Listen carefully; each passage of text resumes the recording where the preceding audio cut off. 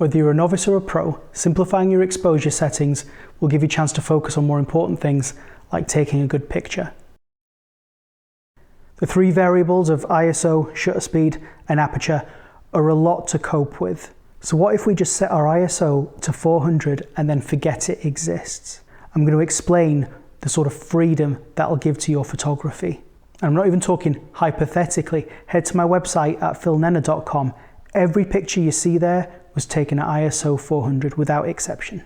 So here are the 6 reasons I always set my digital and my film cameras to ISO 400. Aperture controls your depth of field.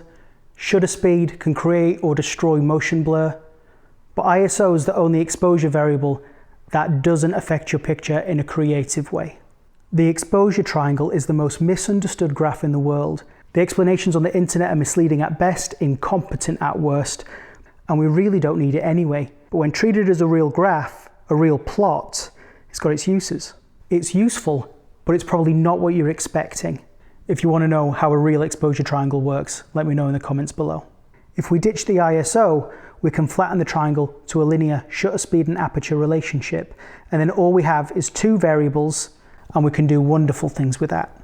Once you have an exposure you like, you can keep it constant by trading stops of shutter speed and aperture. This is the concept of reciprocity, and we can learn to keep things simple from those old film cameras where settings could only be changed in full stops.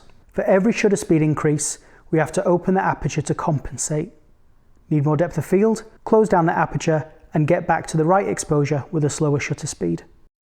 400 ISO film used to be a compromise for low light shooting, but film quality improved, and digital sensors can exhale ISO 400 images with really high quality. You could theoretically have cleaner images at 100 ISO, but in practice there's very little benefit. 400 is the sweet spot of sensitivity and image quality. I can usually estimate my exposure quickly because I set my ISO at 400 and I only need to think about aperture and shutter speed. After a while it all becomes second nature. Less fiddling with settings means more time concentrating on the picture. The light meter in your camera is measuring the light that is reflected off your subject, and that depends on how light or dark the subject is, which makes the meter almost useless. What you really want to know is the strength of the light before it bounces off a subject, and you can do that with a light meter, trial and error, or a rule of thumb. Most people use trial and error using the rear screens on the camera, but using a rule of thumb means you can get your exposure in the ballpark before you press the shutter button. With your camera locked onto ISO 400, I know that indoors at night you can use f2 at a 60th of a second. Outdoors in the sun you can use f16 at 500th of a second, and that's the sunny 16 rule in action. In the shade you drop down the aperture to f8 or 5.6, and when you're using flash I set it at f8 at 180th of a second to eliminate the ambient light, and then adjust the flash power to get the exposure you need. If I was messing around with ISO, I wouldn't be able to get an exposure that quickly. 400 speed film is in the Goldilocks zone. It's just right. It works outside on sunny days and indoors with a moderately fast lens. There's also plenty of choices for 400 speed film.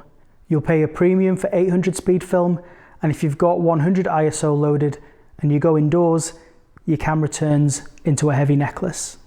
Now with film, you can't change your ISO halfway through a roll anyway. Film photographers set and forget ISO because they've got no option. But I never see it as a restriction. By not using our bandwidth on exposure, it actually sets us free to think about other things. Compared to 100 ISO, 400 gives your shutter 2 stops of advantage.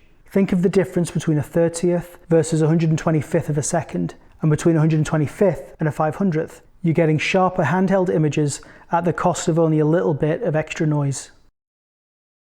With strobes, you might be tempted to use ISO 100 to keep your noise to a minimum, but using a higher ISO means that you'll use less battery because you can keep the power lower, and you'll also get faster flash durations for freezing motion.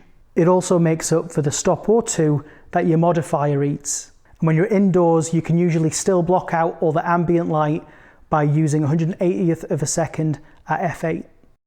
Of course, there are exceptions to this advice, but don't let exceptions deter you from choosing simplicity when you can, 90% of the time.